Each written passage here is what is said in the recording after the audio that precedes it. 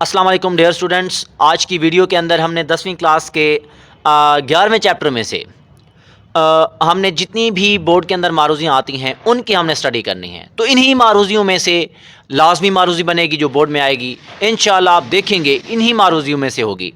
तो आपने एक एक मारूजी को सुनना है।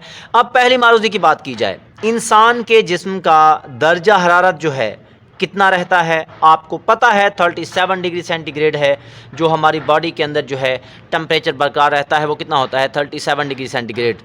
इसको हम कहते हैं, इसका राइट ऑप्शन जो है सी ऑप्शन है। अब इसके बाद देखा जाए, जिस्म के फ्लूइड में पानी और नमकियात के मिकदार का तवाज़ुन कायम रखना, इसको हम क्या नाम देते हैं? Osmo regulation. इसका राइट ऑप्शन ऑस्मो रेगुलेशन है। अब इसके बाद देखा जाए, जिस्म के अंदरूनी दर्जा हरारत को कायम रखना थर्मो रेगुलेशन कहलाता है। सिंपल सा पॉइंट है आपके सामने इसका, और सी ऑप्शन जो है वो ठीक ऑप्शन है।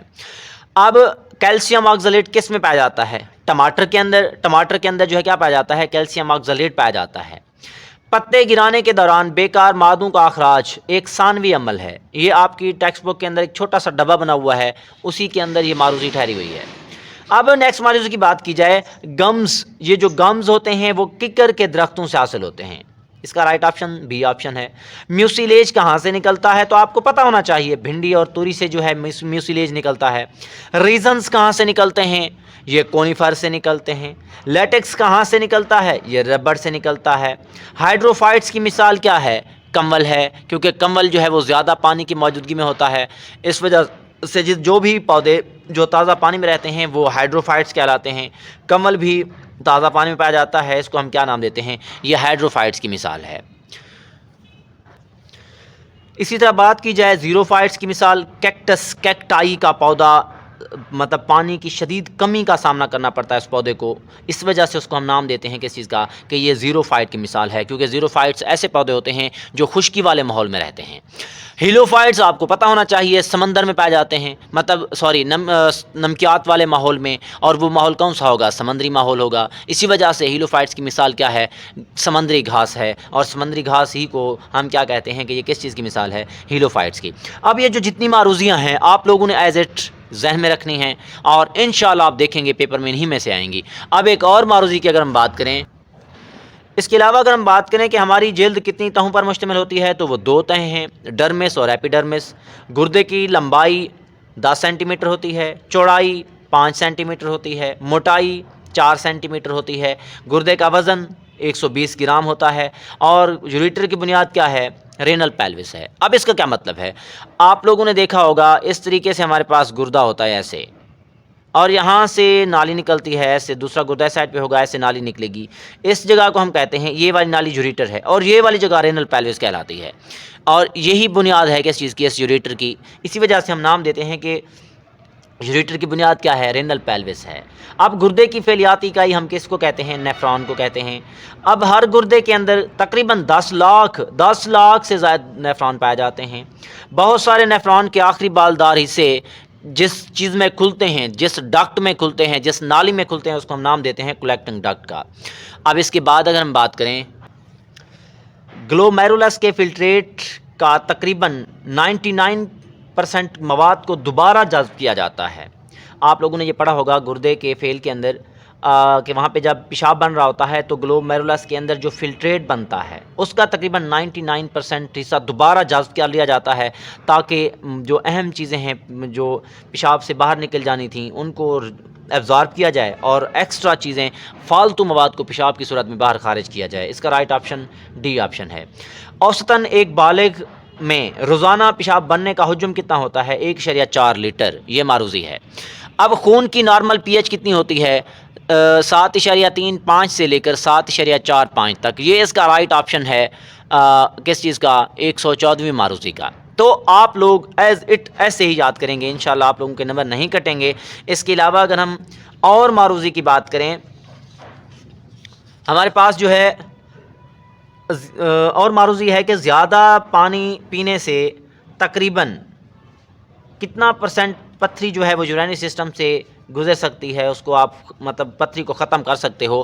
اس کا رائٹ آپشن ہے 90%۔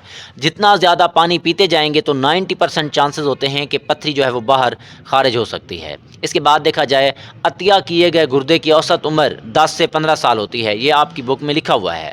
اب انسان کا یورینری سسٹم ان حصوں پر مشتمل ہوتا ہے، مطلب انسان کے یورینری سسٹم میں کون کون سی چیزیں ہوتی ہیں آپ کو پتہ ہونا چاہیے۔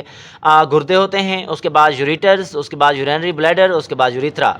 پھر سے سنیں، گردے، یوریٹرز، یورینری بلیڈرز اور یوریتھرا۔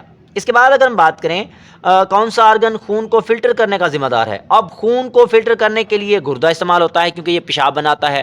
جب پیشاب بناتا ہے تو کیا کرتا ہے کہ آپ کے بلڈ کو صاف کر دیتا ہے، اسی وجہ سے ہم کہتے ہیں کہ اس کو یہ کیا کرتا ہے، فلٹر کرنے کا کام کرتا ہے۔ اب گردے اور یورینری بلیڈر کے درمیان نالی کا نام، گردے اور یورینری بلیڈر میں نے بتایا تھا، یہاں پہ آپ دیکھ سکتے ہیں پہلے گردے تھے، اس کے بعد یوریٹرز تھیں، مطلب اس کا رائٹ آپشن یوریٹر ہوگا، اے آپشن اس کا ٹھیک آپشن ہے، رائٹ آپشن ہے۔ اب بات کریں پانی، نمکیات، درجہ حرارت اور گلوکوز کا جسم میں توازن برقرار رکھنا کیا کہلاتا ہے، ہومیوسٹیسس کہلاتا ہے۔ کیوں؟ کیونکہ پانی اور نمکیات کی بات کریں گے تو یہ آسمو ریگولیشن ہوگی، درجہ حرارت کی بات کریں گے تو یہ کیا ہوگی، تھرمو ریگولیشن ہوگی، اور گلوکوز، ان سب چیزوں کا جو مجموعہ ہوتا ہے اس کو ہم نام دیتے ہیں کس چیز کا، ہومیوسٹیسس کا۔ اب یوریٹر کا کیا کام ہے، پیشاب کو گردے سے بلیڈر تک پہنچانا۔ کیسے؟ یہاں پہ پیشاب بنتا ہے تو یورینری بلیڈر تک لے جانے کا کام کون سی نالی کرتی ہے، یوریٹر کرتی ہے، اسی وجہ سے اس کا رائٹ آپشن جو ہے وہ سی آپشن ہے۔ اب اس کے بعد اگر ہم بات کریں کہ نیفران کے بومین کیپسول میں داخل ہونے والے فلٹریٹ میں کیا نہیں ہوتا، جب فلٹریٹ جو ہے بومین کیپسول میں جاتا ہے تو اس کے اندر کیا نہیں ہوتا، کیا نہیں ہوتا، بلڈ سیل نہیں ہوتے، باقی پانی بھی ہوتا ہے، کیلشیم آئن بھی ہوتے ہیں، یوریا بھی ہوتا ہے، صرف ایک چیز نہیں ہوتی، اور وہ کون سی چیز ہے، بلڈ سیلز، مطلب اس میں بلڈ سیلز نہیں ہوتے۔ اس کے بعد اگر ہم بات کریں گردے کی پتھری نکالنے کا طریقہ کار، لیتھوٹرپسی ہے، کیونکہ لیتھوٹرپسی کے اندر ہم کیا کرتے ہیں، نان الیکٹریکل شاک ویو گزارتے ہیں گردے کے اوپر، جہاں پہ پتھری ہوتی ہے، پتھری ریزہ ریزہ ہو جاتی ہے، ٹکڑوں کی صورت میں چینج ہو جاتی ہے، پھر اس کو جو ہے پیشاب کی مدد سے باہر خارج کر دیا جاتا ہے۔ تو یہ ہمارے پاس معروضیاں تھیں اس چیپٹر کی، اور انہی معروضیوں میں سے دیکھنا بالکل انہی معروضیوں میں سے مطلب پیپر میں آئیں گی، اور انشاءاللہ آپ لوگوں کے نمبر نہیں کٹیں گے۔ اور کوئی بھی ایشو ہو، آپ کو کوئی بھی مسئلہ ہو تو آپ لوگ کمنٹ میں لازمی طور پر جو ہے پوچھ سکتے ہیں۔ اس کے علاوہ اگر آپ کو ہماری ویڈیو اچھی لگے تو آپ ہمارے چینل کو سبسکرائب کریں، لائک کریں اور لازمی طور پر شیئر کریں، اور اس کے بعد جو ہے انشاءاللہ آپ کی یہ جو 10ویں کلاس کی بک ہے، ساری معروضیاں، سارے شارٹ کویسچن جو ہے اپلوڈ کیے جائیں گے، آپ لوگ یہاں سے یاد کر سکتے ہو، اس کو آپ گیس بھی سمجھ سکتے ہو۔ اوکے بیٹا، دعاؤں میں یاد رکھیے گا، اللہ حافظ۔